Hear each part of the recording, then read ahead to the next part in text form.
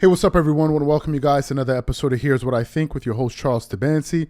We'll discuss everything from current events, economics, politics, and how it all relates to business and life. And today we have a hell of a show in store for you guys. Before we get into it, please make sure you like the video and subscribe to the channel. Okay, let's get into today's topic. So there's a lot of controversy out there. As you guys know, Donald Trump is going to become president in a few weeks from now, actually, which means that the former president, Joe Biden, is on his way out.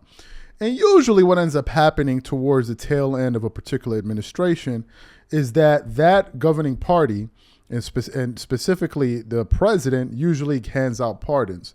Now, in this case, Joe Biden has caused a lot of controversy because he decided at the last moment to pardon his son, Hunter Biden, and has created all kind of controversy out there, and people are talking about it. So we actually want to read from an article that was recently published by Al Jazeera, and it has the following headline. It says, U.S. President Joe Biden pardons son Hunter Biden despite pledge not to. Continues on. The United States President Joe Biden has pardoned his son Hunter Biden for his firearms and tax convictions despite previously pledging not to use his presidential authority to grant him clemency.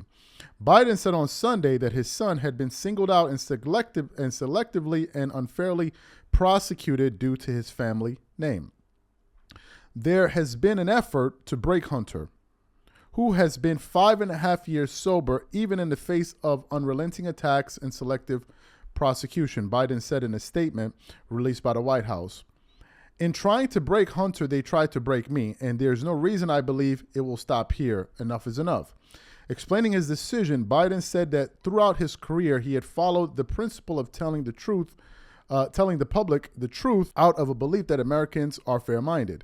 Here's the truth. I believe in the justice system, but I have wrestled with this. I also believe raw politics has affected this process and it led to a miscarriage of justice. And once I made this decision this weekend, there was no sense in delaying further, Biden said. Continues on. I hope Americans will understand why a father and a president could come to this decision. Biden's announcement comes weeks before Hunter Biden was set to face sentencing for a string of felonies related to making a false statement about his drug use during a gun background check and failing to pay at least $1.4 million in taxes. The outgoing president's decision is likely to stoke debate about the independence of the U.S. justice system, which already in the spotlight amid warnings by critics that President-elect Donald Trump intends to use law enforcement agencies stacked with loyalists to target his political rivals. Trump, who faced a string of criminal cases before his re-election, all but assured that he will not suffer serious legal consequences, blasted the pardon as an abuse of power. Does this pardon given by Joe to Hunter include the J6 hostages who have now been imprisoned for years? Trump said on his social media platform Truth Social, referring to people convicted of crimes related to January 6, 2021 riot at the U.S. Capitol Hill. Such an abuse and miscarriage of justice. The younger Biden had faced a maximum of 25 years in prison in the tax case and 17 years in the firearm case, though he would have almost certainly received much less severe punishment under federal sentencing guidelines. And then the article goes on to say one or two other things. You guys can hunt it down and read it on aljazeera.com. What are my thoughts about this?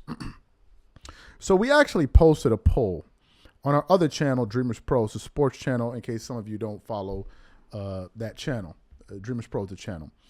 And we asked the following question to the audience.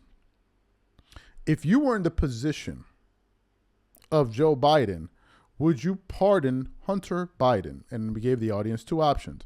The first option was, I would pardon my son. The second option was, I would not pardon my son.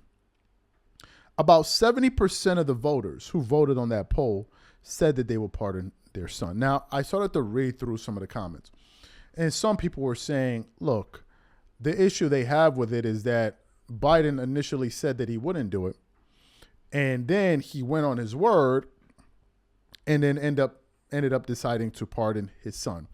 So some people are saying that you shouldn't have said that in the first place. Well, I can definitely understand that school of thought. I can understand it because some people are speaking in this particular instance. They're talking about his level of consistency. like you're being inconsistent or you're flat out lying. You said this and then you're doing the other thing. Well, I want to present a different vantage point to you guys.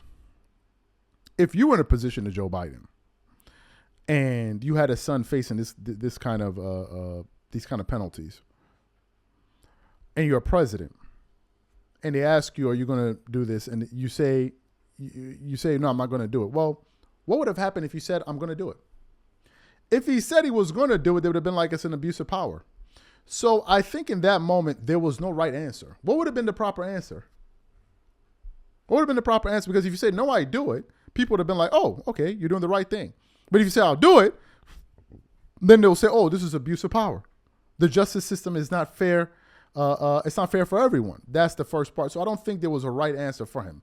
Regardless of the president, there was no correct answer, right?